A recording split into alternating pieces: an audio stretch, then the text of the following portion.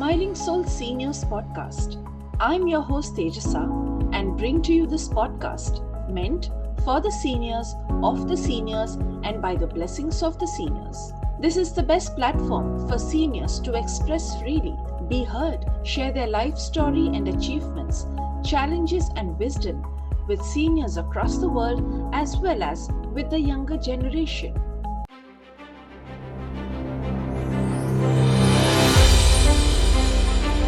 आज के हमारे खास मेहमान हैं श्रीमती रेशमी जी और श्री पार्थो मुंशी जी। इनकी प्रेम कहानी तो शुरू होती है कोलकाता में और शादीशुदा जिंदगी मुंबई में। नया शहर, नए लोग, नई चुनौतियां, नई कोशिशें, कुछ समझौते, कुछ कुर्बानियां, लेकिन हर कदम पर एक दूसरे का साथ इन्होंने मजबूती से निभाया। द स्माइलिंग सोल से जुड़ने के बाद रेशमी जी को मिली एक नई पहचान, अपनापन, आत्मविश्वास और नई उमंग। तो आइए सुनते हैं इस प्रेमी युगल की कहानी उनकी जुबानी। नमस्कार, the smiling souls seniors podcast में हमारे सारे श्रोताओं और सारे दर्शकों का हार्दिक स्वागत है। आज हमारे साथ एक बहुत ही खास कपल यहाँ पे मौजूद है, श्री पार्थो मुंशी और श्रीमती रेशमी मुंशी जी। ये दोनों खास क्यों हैं, ये आप जल्द ही जानेंगे। Whether it is for their education और फॉर देयर टुगेदरनेस और फॉर देयर टैलेंट्स, ये सब ही फैक्टर्स है जो इन दोनों को, इस जोड़ी को बहुत ही स्पेशल बनाता है। स्वागत है। We are very privileged that you have invited us to show our life journey in this big platform. Podcast की शुरुआत हम आपको जानते हुए करेंगे, तो मैं चाहूंगी कि आप बारी बारी अपने बचपन के बारे में थोड़ा सा बताएं। मैम, मैं एक्चुअली कोलकाता में दुर्गापुर में मैं बॉर्न हुई थी। मैं एक बंगाली फैमिली से बिलोंग करती हूँ। मेरी मम्मी पापा दोनों गवर्नमेंट जॉब करते थे। Mummy was a school principal, secondary school, और papa was a police inspector. तो हम दो बहनें हैं सिर्फ। मैं छोटी हूँ, मेरी दीदी है। टॉलीगंज में ही मेरे पापा का पोस्टिंग था और उधर ही पुलिस क्वार्टर थे, तो उधर ही हम दोनों बड़े हुए। बचपन से बहुत रिलेटिव्स, बहुत लोगों के अंदर बड़े हुए थे, but we are nuclear family. हर कदम में, हर स्टेप्स में हम दोनों बहनें को बहुत सपोर्ट किए, प्रोटेक्ट किए। पढ़ाई मम्मी लेती थी।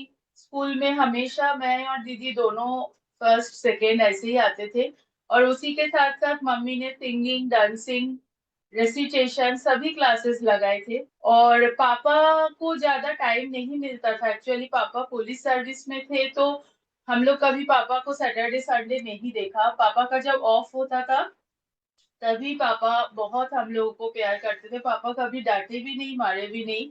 और लेकिन ये दुख था कि जब दुर्गा पूजा होता था, जब कोई फेस्टिवल होता था, तो पापा का ड्यूटी ज्यादा रहता था तभी। तो इसलिए वही मम्मी और हमारी जो आंटी थी, वही दोनों हम लोग दोनों को घुमाने लेके जाते थे। पूरा मम्मी संभालती थी, उनका जॉब, पापा का जॉब, मेड सर्वेंट्स को देखना, हम दोनों को देखना, सब कुछ मम्मी के ऊपर। तो मेरी मम्मी मीन्स मेरी आइडियल है, और मैं भी उन्हीं की तरह कोशिश करती हूँ मेरा घर परिवार को संभालने की। चलिए पार्थो जी, आप अपने बारे में कुछ बताइए, बचपन के बारे में। या मैडम, एक्चुअली हम लोग एक्चुअली बांग्लादेश, मतलब पूर्व वेस्ट ईस्ट बंगाल जो है उधर से थे। मैं नहीं, मेरा पिताजी। तो पिताजी और उनका कुछ भाई बिफोर इंडिपेंडेंस इंडिया में आ गया, कलकत्ता में। और Okay. उधर मेरा पिताजी फायर ब्रिगेड में जॉब करते थे। और मेरा दो अंकल थे, वो दोनों अंकल फुटबॉल में बहुत अच्छा थे।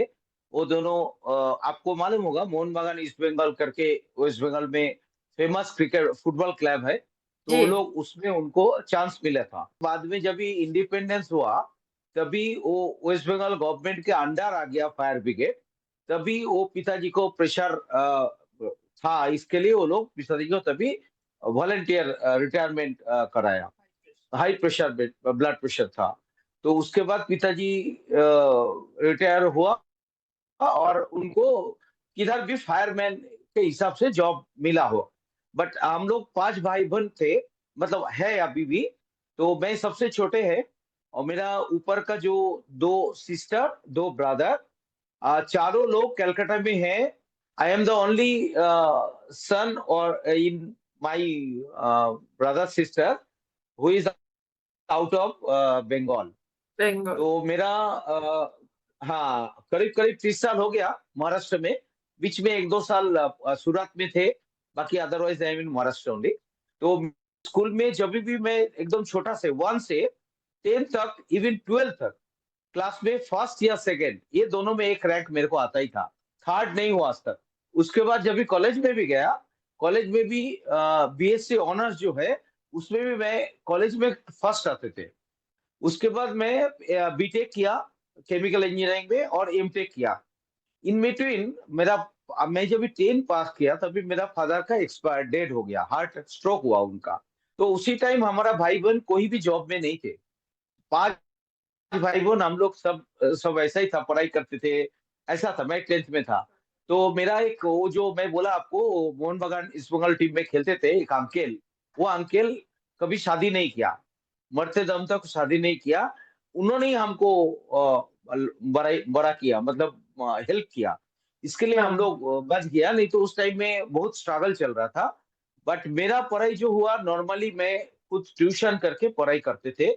और मेरा रिजल्ट अच्छा होने की वजह से कोचिंग क्लास में टीचर लोग भी बोलते, तुम इधर क्लास करो, जब भी तुम्हारा पैसा होगा तभी तुम पैसा दे देना, नहीं दिया तो भी चलेगा, ऐसा बोलते थे। मतलब क्या इतना बात प्यार है। करते थे। और उनका छोटा जो क्लास है, वो क्लास में मैं ट्यूशन भी करते थे। ऐसा करके मैं एजुकेशन कंप्लीट किया। उसके बाद तो बस बाकी तो जीवन महाराष्ट्र में ही है मेरा, अभी तक महाराष्ट्र में ही है मैं। ये मेरा ओके, बचपन का। Wonderful, very very proud of you. Thank you madam. चलिए, अब आते हैं आप दोनों की तरफ। आप कैसे मिले? क्या आपकी अरेंज्ड मैरिज थी या लव मैरिज थी? कुछ बताइए। तो मैं ट्यूशन बहुत स्टूडेंट को फिजिक्स, मैथ्स और इसका केमिस्ट्री का ट्यूशन देते थे। तो इनका घर में भी मैं जाते थे इनको ट्यूशन देने ओह। के लिए। तभी तभी वो बीएससी करते थे, zoology, chemistry and physics, botany, sorry botany. तो मैं स्पेशली उनको केमिस्ट्री पढ़ाते थे। तो हो गया ऐसा ही, मिलते मिलते पढ़ाई करते करते बाद में दोनों को ये हो गया, अटैचमेंट हो गया। ये हमारा ये है तो इंसिडेंट। ये बहुत मजेदार है, अ, बिल्कुल फिल्मी है। तो मेरा अगला सवाल ये है कि फीलिंग्स किसने किससे पहले जाहिर की? तो देखिए एक्चुअली ये चीज तो अंदर अंदर रहते ही है। मतलब दोनों तरफ ही होना चाहिए, एक तरफ से तो होता नहीं। जी। बट वो समझता है देख के, मतलब बातों में, एक्टिविटी में, एक्शन में, वो समझता था हम दोनों को धीरे धीरे। बाद में एक दिन मतलब ऐसा ही मैंने मेरे को लगा ये कभी तो बोलना चाहिए। तो मैंने बताया इनको, तो वो एग्री हो गया। फैमिलीज मान गई दोनों की? नहीं नहीं। नहीं, तुरंत तो नहीं माना। इन्होंने बोला तो एक्चुअली मेरे पापा बहुत कंजर्वेटिव थे, बहुत स्ट्रिक्ट थे। और मेरे घर में लव मैरिज कोई किया ही नहीं था। इनके घर में और कास्ट का एक इशू था, क्योंकि मैं ब्राह्मण हूँ, ये कास्ट है। तो वो एक इशू था पापा का, पापा बहुत कंजर्वेटिव मेरा। तो फिर बाद में मैं पहले मम्मी को बोला, तो पापा ने बोला कि ठीक है। उनको मतलब मम्मी को जैसे बताया इनका, जैसे उनका करियर, इनका क्वालिफिकेशंस, तो मम्मी को टीचर थी, उनको समझदार थी, तो उनको अच्छा लगा। फिर पापा से इंटरव्यू हुआ। मतलब पहले थोड़ा सा ये अनॉयड हो गए थे कि ऐसा ट्यूशंस है, तो उसके बाद ऐसा। तो बाद में जब इनका इंटरव्यू लिए पापा, पापा तो पुलिस ऑफिसर, तो पापा को सब ए टू जेड लोगों को पता रहता है बात करके। तो क्या समझा पता नहीं। फिर धीरे धीरे इनका फैमिली आया, इनके फैमिली भी बहुत अच्छा है। मैंने फोटोज सब शेयर किए, मेरे ससुर जो जिन्होंने इन लोगों को बड़ा किया, और मेरी सास, सब लोग मतलब। तो वो लोग आए, बातचीत हुआ। फिर पापा का उतना कुछ प्रॉब्लम नहीं था, क्योंकि इन्होंने तब उनको बॉम्बे में ऑलरेडी जॉब मिल गया था एक अच्छा, तो पापा ने फिर वो कंपनी में जांच पड़ताल किए, ये सब करके फिर राजी हुआ। बहुत बढ़िया। चलिए, अब शादी हो गई, शादी के बाद का सफर कैसा रहा? जिंदगी ने आपके सामने क्या क्या चुनौतियां रखी? जब मेरी शादी हुआ, मेरा लाइफस्टाइल था कि खाना खाना, घर में आना, और तब एक स्कूल में मैं भी कुछ दिन के लिए जॉब कर रही थी उधर कलकत्ता में, वो करना, और बस मम्मी पापा के ऊपर, जैसे बिल्कुल कोई रेस्पॉन्सिबिलिटीज नहीं। लेकिन शादी के बाद अकेला हम दोनों, एक बड़ा वाला फ्लैट बॉम्बे में, न्यू शहर। लेकिन बाद में मेरा जो करियर है, जैसे मेरा सिंगिंग, मेरा स्कूल टीचिंग, ये सब as we are out of our own town, मैं कुछ जानती नहीं थी, तो इन्होंने मुझे भरोसा करके किधर छोड़ नहीं पाते थे। इनको खुद का भी जॉब देखना था और मुझे मेरा रिस्पॉन्सिबिलिटी आ गया, तो उसके हिसाब से तो मैं घर में ही रह गई वो टाइम, कुछ नहीं किया। लेकिन इनको मैं हमेशा सपोर्ट किया कि तुम करते जाओ, तो इनका जैसे एक के बाद एक जॉब उन्होंने जंप किया कुछ साल बाद, तो उसके चक्कर में हम लोगों को बहुत सारा शिफ्टिंग हुआ, फिर वापस बॉम्बे में आए। बट बाय द टाइम इन्होंने इनका और कुछ एमटेक के बाद भी बहुत सारा, जैसे मैंने बोला, बहुत सारा कोर्सेस किया। ये मैनेजमेंट, मतलब ये जो ऑडिटरशिप जो अभी करते हैं उसके हिसाब से जो जो चाहिए, तो इन्होंने इनका बढ़ते गया करियर। और दो बच्चा हुआ, उनके पीछे उनको बड़ा करना था। फिर ऐसे ही धीरे धीरे लास्टली हम लोग इधर आके कल्याण में सेटल हुए। नाइस। तो वो टाइम थोड़ा सा स्ट्रगलिंग था, क्योंकि ये बिल्कुल घर में टाइम नहीं दे पाते थे। तो जब रहते थे तब अभी भी बहुत हेल्प करते हैं, लेकिन बच्चों का, सब मेट्स का ये वो देखना, तो इसलिए मैं मेरी करियर ज्यादा नहीं कर पाई। तो आपने शादी के हाँ, पहले ही आपका ग्रेजुएशन हुआ था, आपने पोस्ट ग्रेजुएशन भी किया था?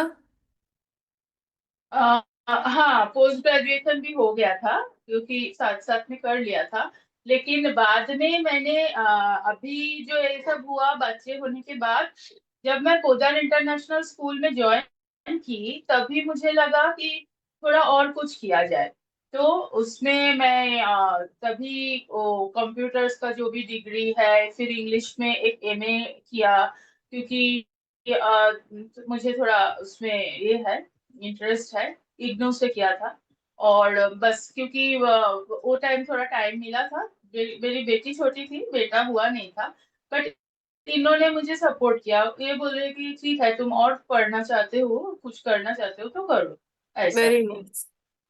तो हम्म। बीएड भी उसी वक्त किया? हाँ, ऑनलाइन किया, मतलब वो किया, इसके लिए स्कूल जॉब मिला, नहीं तो बीएड के बिना तो मुश्किल है। चलिए, अपने बच्चों के साथ समय कैसा रहा? आपने उनको क्या सीख देने की कोशिश की? मैं जॉइंट फैमिली में बड़ा हुआ, सब मिलके मतलब हम लोग को परवरिश किया, जी। जैसा ही हुआ, स्ट्रगल में हो जैसा हो, बड़ा हुआ। बट अभी हमारा जो लड़की, मेरा एक लड़की है हमारा और एक लड़का है। लड़की अभी मेडिकल डॉक्टर है, अभी जॉब में है, और लड़का अभी इंजीनियरिंग कर रहा है। तो ये लोग मतलब अपने साथ ही था, उनके पास उसका मम्मी और पापा ये दोनों ही है। बाकी लोगों का कुछ लेसन भी, लर्निंग भी उनको मिला नहीं, कैसे लोगों के साथ, ज्यादा लोगों के साथ रहना, वो सब भी वो लोग को उतना एक्सपोजर मिला नहीं। बट जितना हम्म। भी मिला वो हम लोगों से ही उनको जितना भी मिला वो मिला उनको। आप जो वैल्यू का बात कर रहे हैं, वही वैल्यू, मतलब जैसा लोगों के साथ कैसे बिहेव करना है, कैसा रिस्पेक्ट देना है, लाइफ का क्या वैल्यू है, बाहर जाके कैसा रहना है, ये सब जितना हम दोनों से होता है, जितना हम दोनों को पॉसिबल है, हम बताते हैं। और ज्यादा टाइम एक्चुअली मेरे साथ नहीं है, ज्यादा टाइम इनके साथ है। और ये जी। टीचर थे स्कूल में, इवन स्कूल में इनको जो काउंसलिंग बोलता है ना, वो टाइप का रोल भी था इनका। तो इनको वो सब आइडिया है कैसे बच्चों को मोटिवेट करना है, बच्चे मेरे एक्चुअली दोनों बच्चे ना, उन दोनों का भगवान की कृपा से ग्रास्पिंग पावर बहुत है। वो लोग दोनों ही बहुत इंटेलिजेंट थे। मुझे लगा इन लोगों को जितना मैं दे सकती हूँ वो उतना ग्रास्प करेंगे। मेरा जैसे मैं खाना बना रही हूँ, मैं कुछ काम कर रही हूँ, कुछ भी कर रही हूँ, मेरा टीचिंग चलते रहता था in the way of story. क्योंकि मुझे लगता है बच्चे ऐसे ऑर्डर करने से बेटर है उसको खेल के सिखाओ। उसके साथ बिल्कुल। जितना प्लेफुल रहेंगे ना हम लोग, जितना स्टोरी टेलिंग मेथड में जाएंगे, रात को सोते टाइम भी वो लोग स्टोरी सुन के सोते थे, तो उसमें उसमें थोड़ा थोड़ा मेरा रहता था सीख। बट सबसे जो मैं फेस किया, ये मैं आपसे शेयर करना चाहूंगी, उन लोगों का teenage. Teenage is very difficult to handle children, specially आज के जमाने में इंटरनेट ये वो सब कुछ एकदम अवेलेबल है। तो वो लोग जब टीनेज में थे तो दोनों का ही एंट्रेंस था। कभी कभी बहुत डिप्रेसिंग मोड में चले जाते थे, मम्मी हमसे नहीं होगा, हम एंट्रेंस नहीं देंगे, मेरे से कुछ नहीं होगा। मेरा बेटा तो टोटली डिप्रेशन में चले गए थे, क्योंकि ओके। उन लोगों को इतना प्रेशर देते हैं ना ये सब। तो मैंने बोला कि देखो मार्क्स इम्पोर्टेंट नहीं है, गो विद द फ्लो, तुमको होगा। अभी भी काउंसलिंग चलता है मेरा। और पापा है, इनका पापा के तरफ से मुझे एक ही बोलना है, he is very discipline, very particular. Means उनका वो नहीं रहते तो हम तीन बच्चे बिगड़ जाते हैं। मतलब इनका तीन बच्चे हम लोग घर में हम तीनों ही मस्ती करते बहुत। लेकिन ये हम लोगों को जो बोलते हैं ना, पकड़ के रखते कस के ऐसा। तो बच्चे मेरे साथ ज्यादा खेलते हैं, पापा के साथ भी सब इम्पोर्टेंट बात करेंगे, लेकिन सीरियस मोड में। चलिए, अब थोड़ा सा रुख मोड़ते हैं स्माइलिंग सोल्स की तरफ। यस। आपकी यहाँ पे जर्नी कैसी रही? And has the smiling souls changed your life in any way? हाँ definitely ma'am. Actually smiling souls मैं जानती ही नहीं थी। मैं फेसबुक स्क्रॉल करते करते एक दिन मुझे देखा एक ऑनलाइन सिंगिंग कंपटीशन। तो मुझे शौक हुआ कि चलो देते हैं क्या है क्या नहीं। तो फिर जब हुआ, फिर आपने मुझे सिलेक्ट किया, थर्ड प्राइज भी दिए। तो बहुत एक रिकॉग्निशन, बहुत सालों के बाद एक बहुत अच्छा लगा कि अच्छा ऐसा ऑनलाइन भी हो सकता है कुछ।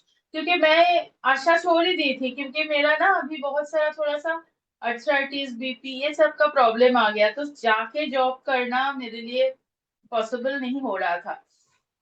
तो ऑनलाइन इतना कुछ हो सकता है, मैं फर्स्ट स्माइलिंग सोल्स में आके सीखे। और मतलब डेफिनेटली डेफिनेटली ये मेरे लिए, मेरे हेल्थ के लिए, मेरे माइंड के लिए एक मेडिसिन है। और क्या बोलूं, मेडिसिन है। जब मैं कभी कभी ज्वाइन नहीं भी कर पाती हूँ, लेकिन तब बहुत बहुत गिल्टी फील होता है कि मैं नहीं कर पा रही हूँ ऐसा। क्योंकि जब इतने सारे लोगों को देखती हूँ ना, बहुत अच्छा लगता है कि देखो सब लोग ऐसे हंसते हैं, बोलते हैं, और किसी किसी को कितना सारा प्रॉब्लम है, still they are doing their best. तो इससे के सामने हमारा तो कुछ भी प्रॉब्लम नहीं, ऐसा लगता है तब। और मतलब कॉन्फिडेंस लेवल बढ़ता है, वही। Wonderful, very well expressed. Partho ji, आपने क्या फर्क महसूस किया रेशमी जी में after she joined the smiling souls? हाँ एक्चुअली उनका शुरू से ही वो बिफोर मैरिज ऑल्सो वो जॉब में थे। तो उनका वो एक टीचिंग करने का प्रोफेशन, बाहर जाने का, स्कूल को बच्चे को पढ़ाने का एक उनका पैशन आप बोल सकते हैं। तो ये हो नहीं पा रहा था। तो थोड़ा डिप्रेशन में चला गया था। तो डिप्रेशन मतलब वो प्रेशर, बाद में मेंटल थोड़ा डिस्टरबेंस, इरिटेटिंग नेचर हो रहा था। तो फिर उनका हमारा बच्चे भी बोला उनको और मैं भी बोला अगर कोई ऑनलाइन में भी कुछ है तो आप ढूंढो। तो ढूंढ के फिर स्माइल सोलो मिला।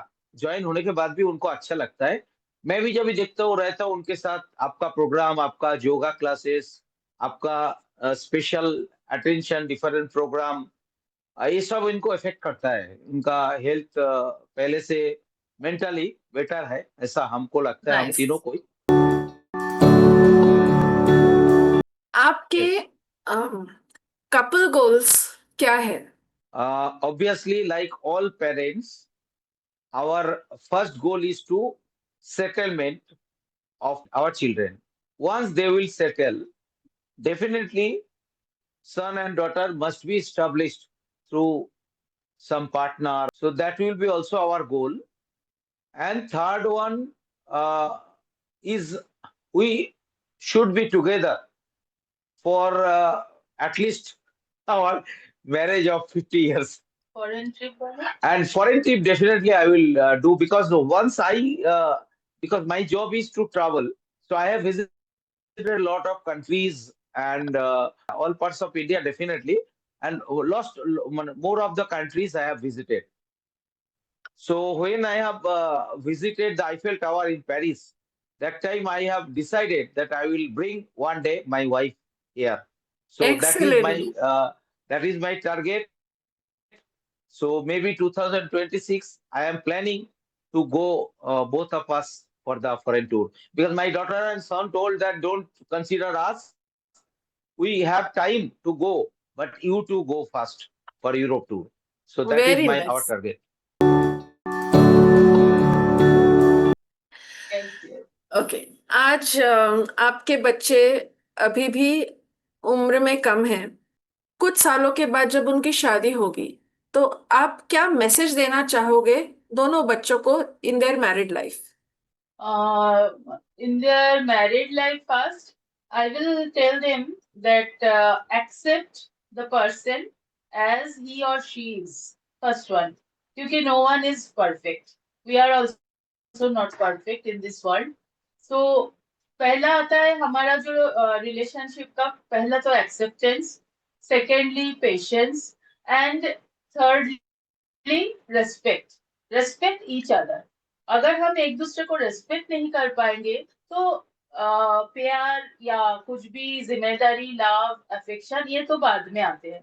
आई respect him very much for his life journey. बोलिए उनका नेचर, उनका केयरिंग, उनका रिस्पॉन्सिबल नेचर, ये सब लेके तो मैं कोशिश करूंगी कि और भी उसके पार्टनर में वो सब देख पाए.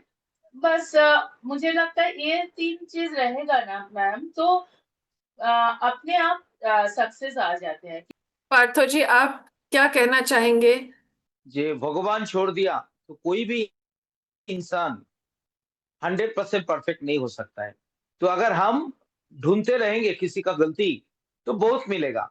और मैं बेसिकली ऑडिट करता हूँ, तो मैं मेरे को मालूम है ये किधर क्या फॉल्ट है. बिकॉज जो लोगों को दिखता नहीं, मेरे को खाली वही दिखता है, नजर में वही आता है. तो कंपनी वाह, वाला बोलता है हम लोग रोज इधर घूमता है, हमको कुछ नहीं दिखता है. आप एक दिन 1 घंटे के लिए पास करता है इधर से, और you can find out the problem. क्या बात है। तो ऐसा ऐसा प्रॉब्लम देखना है, तो हर एक के अंदर प्रॉब्लम मिलता है. तो अगर हम सबका प्रॉब्लम ढूंढते रहेंगे, तभी रिलेशन कभी नहीं बनता है किसी के साथ. ना फ्रेंड, ना फैमिली, कुछ नहीं. तो थोड़ा टाइम के लिए, जैसा मैडम ने बोला, पर्सन जैसा है, उनका जो कैपेबिलिटी है, उनका जो पॉजिटिव है, उसको आप एक्सेप्ट करो. नेगेटिव को साइड कर दो. नेगेटिव सबके अंदर है, तुम्हारा अंदर भी है. तो अगर तुम्हारा नेगेटिव कोई फाइंड आउट करेंगे, तो तुमको अच्छा लगेगा क्या? नहीं लगेगा. तो ऐसा तुम भी वो मत करो. पेशेंस के साथ लाइफ आगे बढ़ाओ, और एक दूसरे को जो कमियां है उसको कंप्लीट करो. मतलब समझो, उसको कुछ नेगेटिव है, कमियां है, वो तुम्हारा पॉजिटिव है, तो उसको तुम आगे लेके चलो. और ऐसा मत सोचो जे तुम दुनिया का सबसे बड़ा ज्ञानी है. कभी भी किसी से भी तुमको सीखने को मिल सकता है. तो ओपन माइंड रखो. तो किसी से भी, तुम्हारा हस्बैंड हो, वाइफ हो, भले वो एज में, उम्र में छोटा हो या बड़ा हो, उससे कुछ फर्क नहीं पड़ता है. हर एक के पास से तुमको लाइफ में कुछ ना कुछ सीखने को मिलता है. तो ईगो जो चीज है ना, वो हस्बैंड वाइफ के अंदर ईगो चीज को साइड कर देना चाहिए. नहीं तो वो रिलेशन बसता नहीं ज्यादा दिन. लवली, लवली, ये वेरी नहीं नाइस। बताएंगे. एक दिन आपके पोता पोती हो जाएंगे। Do you want to say anything to your grand kids? उनको मैं बहुत ज्यादा स्ट्रिक्ट नहीं होंगी. बच्चों को बहुत प्यार से, जैसे मेरे बच्चों को मैंने सब कुछ लाइफ लेसन्स दिया, लाइफ स्किल लेसन्स, वैसे देने की कोशिश करूंगी खेल खेल में. आशा करती हूँ स्माइलिंग सोल्स में के टच से मैं रहूंगी. क्योंकि इसमें जो हम लोग हंसते हैं, प्रोग्राम करते हैं, इसमें लाइफ स्पैन सच में बढ़ जाते हैं।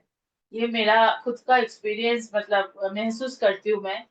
तो वही, अगर उन लोगों को मैं अच्छी तरह से सीख दे पाऊँ, और सबसे ज्यादा है कि उन लोगों का फेवरेट डिश बहुत सारा, मैं कुकिंग भी बहुत मेरा शौक है, तो उनको बहुत अच्छा अच्छा डिशेस खिलाऊंगी। और पार्थो जी आप? मुझे वो बच्चे बहुत पसंद है और भगवान का आशीर्वाद से वो लोग भी मेरे को बहुत पसंद करता है, क्योंकि मैं उन लोगों के साथ बहुत अच्छा घुल मिल जाते हैं, मिक्स हो जाते हैं। और ये नाना नानी दादा दादी का जो एक अहमियत है, रोल है बच्चे के ऊपर, वो बहुत बड़ा है, जो मम्मी पापा कभी नहीं दे सकता है। then definitely I want to give that company to my daughters and grandsons.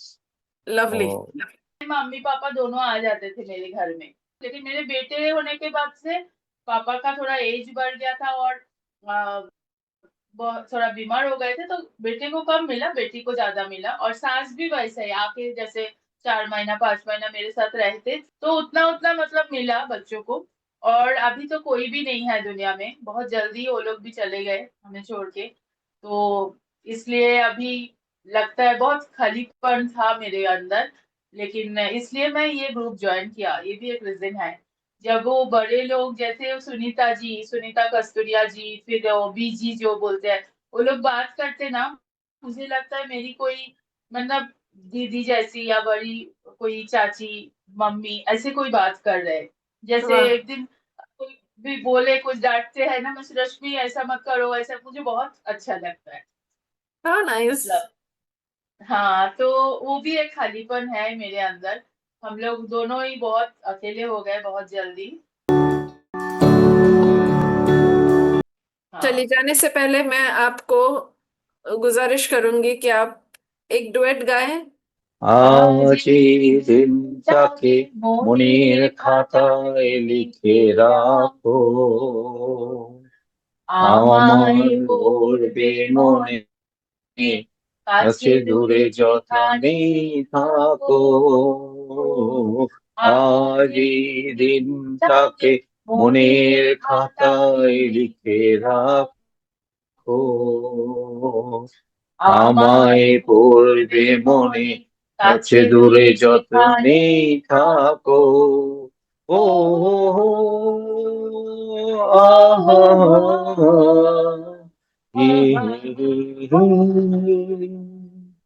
बहुत बढ़िया। আমাদের টাকা सो आप दोनों का मैं तहे दिल से शुक्रिया अदा करना चाहूंगी इस पॉडकास्ट के लिए अपना वक्त दिया। Thank you so much.